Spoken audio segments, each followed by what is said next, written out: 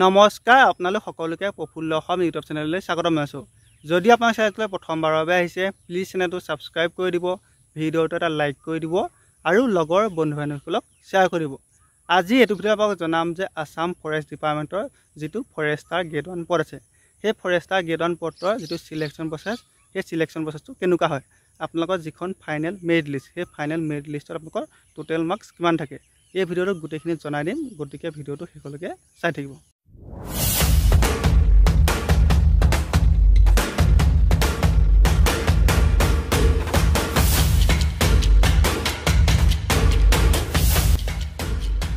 এতিয়া আপোনালোকৰ আছাম ফৰেষ্ট ডিপাৰ্টমেণ্টৰ নিউ এডভাৰটাইজমেণ্ট মুকলি হ'ব 2025 চনৰ ছেপ্টেম্বৰ মাহত। অসমৰ মাননীয় মুখ্যমন্ত্ৰী ডক্টৰ হিমন্ত বিশ্ব শৰ্মা ছাৰে নিজে জনাই দিছে।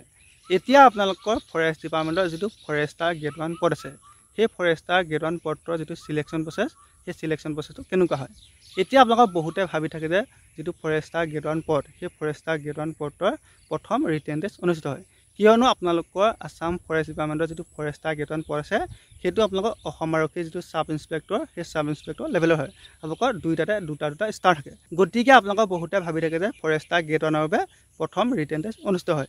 কিন্তু আপোনালোকৰ ফৰেষ্টাৰ গ্ৰেড 1ৰ যিটো চিলেকশ্যন প্ৰচেছ, সেই চিলেকশ্যন প্ৰচেছটো অলপ বেলেগ হয়। এতিয়া আপোনালোকৰ যিটো ফৰেষ্টাৰ গ্ৰেড 1, সেই ফৰেষ্টাৰ গ্ৰেড 1ৰ যিটো চিলেকশ্যন প্ৰচেছটো আপোনালোকৰ টোটেল ষ্টেপ আছে 4টা। আপোনালোকৰ যিটো ফাৰ্ষ্ট ষ্টেপ, সেই ফাৰ্ষ্ট ষ্টেপটো হৈছে আপোনাৰ ফিজিকেল টেষ্ট। ফিজিকেল টেষ্টত আপোনালোকৰ দুটা ইভেণ্ট থাকে। ল'ৰাসকলৰ 3500 মিটাৰ আৰু ছোৱালীসকলে 1600 মিটাৰ দৌৰিব লাগে। এতিয়া আপোনালোকৰ বহুতে কৈ দিয়ে যে ফৰেষ্টাৰ 1টো যিহেতু SI লেভেলৰ, সেইবাবে আপোনালোকৰ ল'ৰাসকলৰ 1600 মিটাৰ দৌৰ বুলি। কিন্তু আপোনালোকৰ ল'ৰাসকলৰ 1600 মিটাৰ দৌৰ নহয়, ল'ৰাসকলে 3500 মিটাৰ আৰু ছোৱালীসকলে 1600 মিটাৰ দৌৰিব লাগে। তাৰপিছত আপোনালোকৰ ল'ৰাসকলে 16.5 ফুট লং জাম্প আৰু ছোৱালীসকলে 12.5 ফুট লং জাম্প মাৰিলে এক্সিলেণ্ট। আপোনালোকৰ Forester grade 1, forest guard, AFF আৰু ড্ৰাইভাৰ কনষ্টেবল, সেই চাৰিওটাৰ বাবে যিটো ফিজিকেল টেষ্ট, সেই ফিজিকেল টেষ্টটো একেলগ হয়। আপোনালোকৰ যিটো ফিজিকেল টেষ্ট, সেই ফিজিকেল টেষ্টটো সকলোৰে বাবে সমান। আপুনি যদি ফৰেষ্টাৰ গ্ৰেড 1ৰ বাবে দিছে, নাইবা ফৰেষ্ট গাৰ্ডৰ বাবে দিছে, নাইবা AFF, নাইবা ড্ৰাইভাৰ কনষ্টেবল, আপুনি যিটোতে নিদিয়ক, আপোনালোকৰ আটাইকেইটাৰ বাবে আপোনালোকৰ যিটো ফিজিকেল টেষ্ট হয়, সেই ফিজিকেল টেষ্টটো সমান হয়। আপোনালোকৰ ফিজিকেলত ল'ৰাসকলে 3500 মিটাৰ আৰু ছোৱালীসকলে 1600 মিটাৰ দৌৰিব লাগে। তাৰপিছত ল'ৰাসকলে 16.5 ফুট লং জাম্প মাৰিলে এক্সিলেণ্ট আৰু ছোৱালীসকলে 12.5 ফুট লং জাম্প মাৰিলে এক্সিলেণ্ট। তাৰপিছত আপোনালোকৰ যিটো ছেকেণ্ড ষ্টেপ, সেই ছেকেণ্ড ষ্টেপটো হৈছে ৰিটেন টেষ্ট। এতিয়া আপোনালোকৰ যিটো ৰিটেন টেষ্ট অনুষ্ঠিত হয়, তাত আপোনালোকৰ 100টা মাল্টিপুল চইচ কুৱেশ্যন আহে।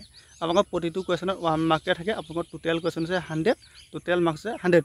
আৰু আপোনালোকৰ এই যিটো পৰীক্ষা হয়, সেই পৰীক্ষাটো আপোনালোকৰ নিগেটিভ মাৰ্ক থাকে। আপোনালোকৰ যিটো পৰীক্ষাৰ লেভেল, সেই লেভেলটো আপোনালোকৰ অসম আৰক্ষীৰ যিটো ছাব ইনস্পেক্টৰ, সেই ছাব ইনস্পেক্টৰৰ যিটো পৰীক্ষা হয়, সেই পৰীক্ষাৰ যিখন কুৱেশ্যন পেপাৰ আপোনালোকৰ আছাম ফৰেষ্ট ডিপাৰ্টমেণ্টৰ যিটো ফৰেষ্টাৰ গ্ৰেড 1ৰ কুৱেশ্যন পেপাৰ, সেই কুৱেশ্যন পেপাৰখন একেই হয়। আপোনালোকৰ যোৱাবাৰ যেতিয়া 2023 চনত আপোনালোকৰ আছাম ফৰেষ্ট ডিপাৰ্টমেণ্টৰ ফৰেষ্টাৰ গ্ৰেড 1ৰ যিটো নিযুক্তি হৈ গ'ল, তাত আপোনালোকৰ যিটো ৰিটেন টেষ্ট অনুষ্ঠিত হৈছিল, আপোনালোকৰ অসম আৰক্ষীৰ যিটো AB আৰু UB SI ৰিটেন টেষ্ট আছে, আপোনালোকৰ লগতে হৈ গৈছে।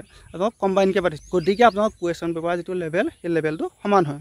তাৰপিছত আপোনালোকৰ যিটো 3 নম্বৰ ষ্টেপ, সেই 3 নম্বৰ ষ্টেপটো হৈছে ৱাকিং টেষ্ট, য'ত ল'ৰাসকলে 26 কিলোমিটাৰ আৰু ছোৱালীসকলে 16 কিলোমিটাৰ 4 ঘণ্টাৰ ভিতৰত কমপ্লিট কৰিব লাগে। তাত আপোনালোকৰ কোনো ধৰণৰ মাৰ্কছ নাথাকে, আপুনি জাষ্ট কোৱালিফাই কৰিলে হৈ যায়। তাৰপিছত আপোনালোকৰ একেবাৰে লাষ্ট ষ্টেপটো হৈছে অৰেল বা ভাইভা। আপোনালোকৰ অৰেল বা ভাইভাত 5 মাৰ্কছ থাকে। এতিয়া আপোনালোকৰ যিখন ফাইনেল মেৰিট লিষ্ট বনে, ফাইনেল মেৰিট লিষ্টৰ আপোনালোকৰ টোটেল মাৰ্ক থাকে 150। আপোনালোকৰ ফিজিকেল টেষ্টত থাকে 40, ৰিটেন টেষ্টত থাকে 100, তাৰপিছত আপোনালোকৰ ভাইভাত থাকে 5 আৰু আপোনালোকৰ NCCত 5 মাৰ্ক থাকে। তাৰ বাহিৰে আপোনালোকৰ হোমগাৰ্ড, নাইবা VDP, নাইবা আপোনাৰ স্পৰ্টছ চাৰ্টিফিকেট যিসকলৰ থাকে, তেওঁলোকে 1% ৰিজাৰ্ভেশ্যন পায়। আপোনালোকৰ হোমগাৰ্ড, VDP নাইবা স্পৰ্টৰ যিখন চাৰ্টিফিকেট আছে, তাত কোনো ধৰণৰ মাৰ্ক নাপায়, আপুনি 1% ৰিজাৰ্ভেশ্যন পায়। গতিকে যিসকলে আছাম ফৰেষ্ট ডিপাৰ্টমেণ্টৰ যিটো ফৰেষ্টাৰ গ্ৰেড 1 পদত এটা চাকৰি ল'ম বুলি ভাবি আছে, তেওঁলোকে ভালদৰে ৰানিং লং জাম্পৰ প্ৰেক্টিছ কৰি থাকক। তেতিয়াহে আপোনালোকৰ যিটো নেক্সট ষ্টেপ ৰিটেন টেষ্ট দিব পাৰিব। আপোনালোকে ভালদৰে পঢ়া শুনা কৰি থাকক, লগতে আপোনালোকে ভালদৰে ফিজিকেল টেষ্টৰ বাবে নিজকে তৈয়াৰ কৰি থাকক। যিহেতু আপোনালোকৰ প্ৰথম ফিজিকেল অনুষ্ঠিত হয়, আপুনি ফিজিকেলত এটা ভাল মাৰ্ক পালেহে ৰিটেন টেষ্ট দিবলৈ পাব। গতিকে সকলোৱে ভালদৰে ৰানিং লং জাম্পৰ প্ৰেক্টিছ কৰি থাকক আৰু লগতে ভালদৰে পঢ়া শুনা কৰি থাকক। ধন্যবাদ।